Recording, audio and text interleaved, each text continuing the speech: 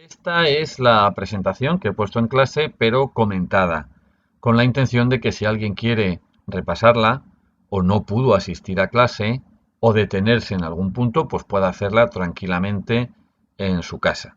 Como veis, lo primero es el índice, donde aparece de qué vamos a hablar, lo podéis detener y señalarlo. La presentación os la podéis descargar también del aula virtual y vamos a comentarla un poquito.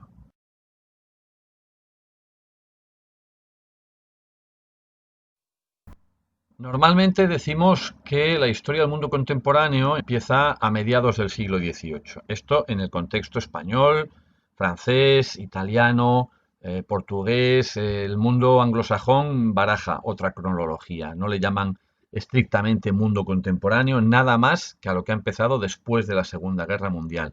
Pero bueno, como estamos aquí, a mediados del siglo XVIII, porque se producen una serie de transformaciones tan profundas y en tantos ámbitos de la vida que sospechamos que se ha acabado una etapa y ha empezado claramente otra.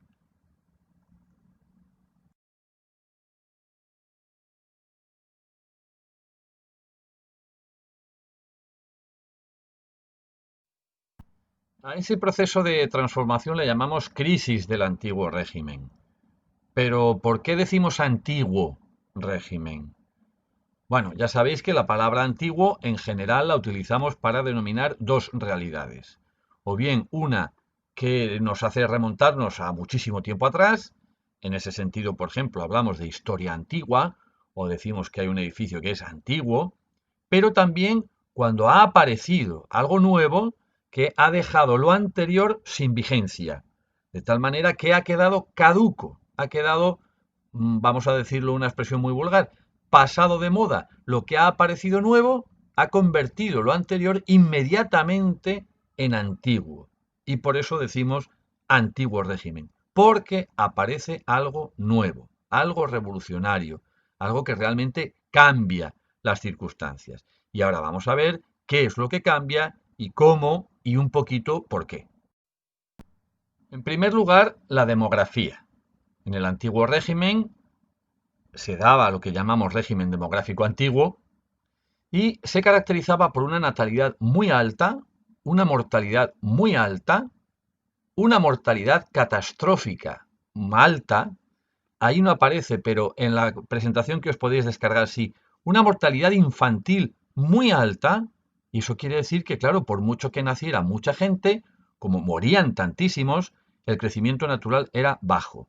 Y además, lo poco que se crecía estaba expuesto a periódicas crisis en la que moría más gente de la que nacía, lo que se llaman crisis malthusianas, en referencia al autor Tomás Roberto Malthus. Bueno, pero se produce un cambio, una revolución demográfica. En un primer momento, la mortalidad empieza a descender, la natalidad se mantiene alta y genera un proceso de fuerte crecimiento de la población. Esto se inicia por razones distintas y con características peculiares en Francia y en Inglaterra a mediados del siglo XVIII. El resultado de ese proceso de transformación, de transición o de revolución demográfica es que el mundo contemporáneo tiene un régimen demográfico caracterizado por una natalidad baja o muy baja, una mortalidad baja o muy baja, una mortalidad catastrófica e infantil también muy bajas y un crecimiento natural bajo, muy bajo o incluso situaciones de crecimiento negativo.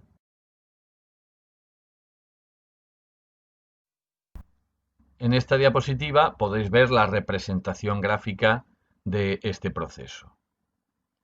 ¿Por qué se produce este cambio? Pues fundamentalmente por la mejora de la alimentación, sobre todo a partir de 1720, entre 1720 y 1750, en Inglaterra, Reino Unido, parte de Francia, de Bélgica, de Holanda, que genera una mayor esperanza de vida y por tanto provoca que estos individuos que viven más años y en mejores condiciones de salud mueren menos, pero a su vez generan hijos que viven más y en mejores condiciones de salud.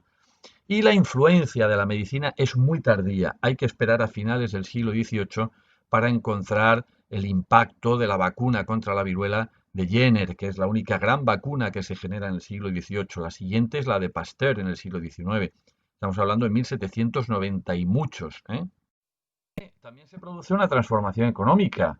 El antiguo régimen se caracterizaba porque su base era la agricultura tradicional de subsistencia, de un rendimiento muy bajo y con un nivel técnico muy atrasado, con un sector artesanal que complementaba en la mayor parte de los casos la economía agraria, un sector industrial muy marginal, con muy pocas excepciones de importancia. El comercio es fundamentalmente un comercio local y regional, y solamente en el comercio a larga distancia encontramos una actividad que forme capitales. Eso es el modelo feudal tardío. Y esto va a cambiar gracias a la revolución industrial. Pero como la revolución industrial tiene su propio tema, pues de momento basta con que veáis ahí el reflejo y el proceso de cambio. Paralelamente cambia también la política. En el antiguo régimen domina el absolutismo. Es el sistema más extendido. La monarquía absoluta. No hay separación de poderes. El rey concentra todo el poder. Y hay muy poquitas excepciones. Hay algunos casos de monarquía parlamentaria y alguna república. En este contexto no hablamos de ciudadanos, sino de súbditos. Y va a producirse el proceso de la revolución burguesa, la revolución liberal, que se inicia con dos acontecimientos trascendentales: la independencia de las colonias de Estados Unidos a partir de 1776 y la Revolución Francesa en 1789. Pero al igual que sucede con la Revolución Industrial, tienen su propio tema y simplemente os dejo aquí la diapositiva y ya se desarrollará en su momento. No puede cambiar la demografía, la economía y la política y que no cambie la sociedad y su organización. En la organización social del antiguo régimen se llamaba estamental. El estamento es una clasificación de tipo jurídico, por la cual los individuos pertenecen a tal o cual estamento en función de su nacimiento, hay una excepción, lógicamente el clero, ¿eh? Y la pertenencia a tal o cual estamento le otorga una posición jurídica, unos derechos y unas obligaciones. La sociedad estamental, recordaréis todos que se componía de tres estamentos: nobleza, clero y pueblo llano, pero con la peculiaridad de que dos de esos estamentos eran privilegiados, mientras que uno era no privilegiado, prácticamente solo tenía cargas, y esas cargas eran fundamentalmente pagar impuestos, mientras que los nobles y los clérigos realmente, si alguna vez pagaban algún impuesto, era prácticamente de forma simbólica. Es una situación caracterizada por la desigualdad, consagrada jurídicamente y en función de dónde ha nacido uno. Y eso es muy interesante para reflexionar acerca de temas que luego podremos recuperar. Y por supuesto no se le pasa a nadie por la cabeza que vaya a cambiar la demografía, la economía, la política y la sociedad, y que no vaya a cambiar la cultura. Efectivamente hay un proceso de democratización de la cultura y un camino lento, con distintos ritmos, según de qué zona estemos hablando. Sobre todo se puede estudiar con los procesos de alfabetización, que llevará a la cultura de masas, que es en la que nosotros vivimos ahora. Y en este cuadro pues podéis ver una síntesis de todo lo que llevamos dicho de punto de partida en el antiguo régimen y punto de llegada en el mundo contemporáneo.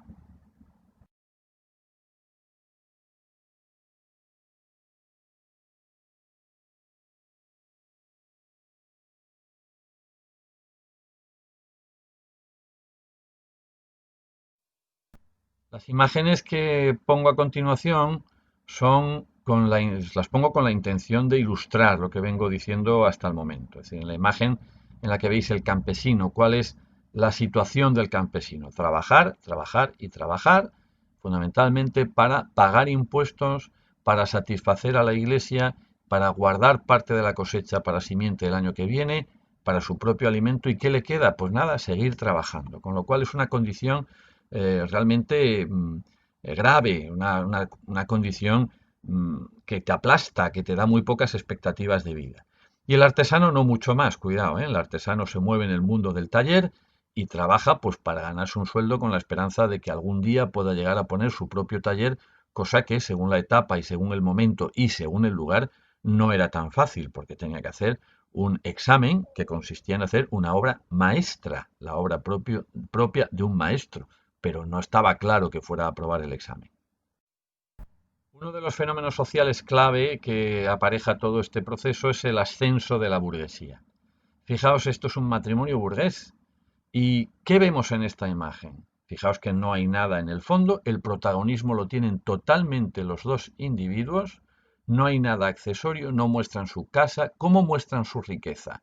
¿Cómo muestran su posición social? Con ese rostro de satisfacción de sí mismos, con esa individualidad, con ese yo he conseguido llegar a esta posición a pesar de no tener privilegios, a pesar de no ser rico y de no ser aristócrata, perdón, rico no, podían serlo perfectamente, pero a pesar de no ser aristócrata, fijaos por ejemplo en la mujer, si le quitáis todo ese lujo de vestidos y lazo y tal, es una cara de una mujer bonachona, campesina, entrada en carnes, pero satisfecha. Y el hombre que hay a la izquierda no presume, pero fijaos en esa mirada que tiene también de satisfecho, de saber quién es y dónde está.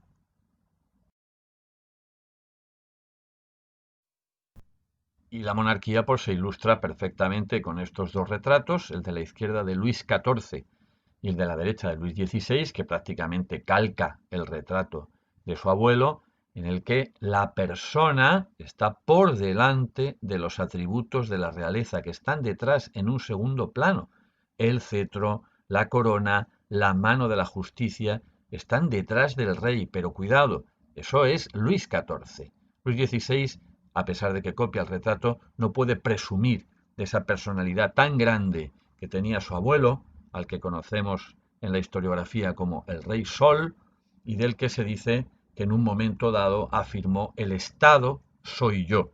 Es decir, hay una identificación tal entre la persona, la institución, la corona y el Estado que se encarna en este rey que no tiene un poder sin límite. Y el resultado es esta caricatura, que tiene muchísimas versiones, que resume la situación social y económica también del antiguo y política del antiguo régimen. Dos estamentos que tienen oprimido totalmente al tercero. Aquí tenéis un texto en el que podemos encontrar una defensa enérgica de la desigualdad y por tanto del orden social del antiguo régimen, en el que la nobleza debe mantener esos privilegios porque hace unos servicios infinitamente superiores a la monarquía de lo que puede hacer un campesino o un artesano, y a este campesino o este artesano simplemente se le pide lo que está a su alcance, que pague. Este es otro texto muy conocido, es el principio de la novela El perfume de Patrick Suskind, donde se nos pone de relieve lo que era la vida diaria en una ciudad del antiguo régimen y cómo afecta absolutamente a todo el mundo, incluidos los nobles y los reyes. Leedlo con atención porque es muy descriptivo y tiene mucha enjundia para comentar. En esta diapositiva he dejado un enlace a una obra musical que, en mi opinión, representa magníficamente lo que era la concepción del rey en el siglo XVIII. Es música para los reales fuegos de artificio de Händel. Bueno, básicamente esto, ahí tenéis unos enlaces que podéis consultar lógicamente si queréis, y una diapositiva en la que lo que quiero haceros ver es que el mundo no se acaba en Europa, que hay otras zonas que tienen su ritmo histórico, tienen sus condiciones y que es una pena que no tengamos tiempo para poder detenernos en ello porque habría aspectos interesantísimos. Y para acabar, una caricatura para ver si alguien se anima a decirme qué creéis que significa, a qué circunstancia histórica creéis que alude.